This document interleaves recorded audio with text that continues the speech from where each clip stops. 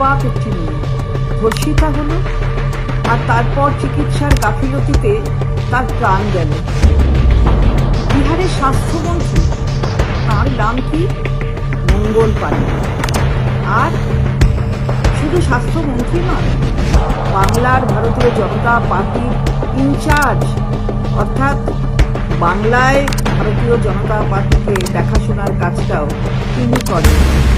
তো স্বাস্থ্যমন্ত্রী একটু দেখবেন কি, ভাববেন কি যে বিহারের স্বাস্থ্য পরিষেবার এই ধরনের অধঃপতন হচ্ছে কেন?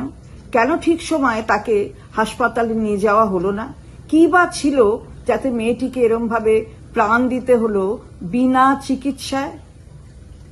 আর নিরাপত্তার কথা বলেন আপনি, বলেন এই দেশের প্রধানমন্ত্রী মোদিজি বলেন মেয়েদের নিরাপত্তা নিয়ে যদি এতই চিন্তা থাকে তাহলে এগুলো তো ভাবতে হতো না, এগুলো তো ভাবেন না।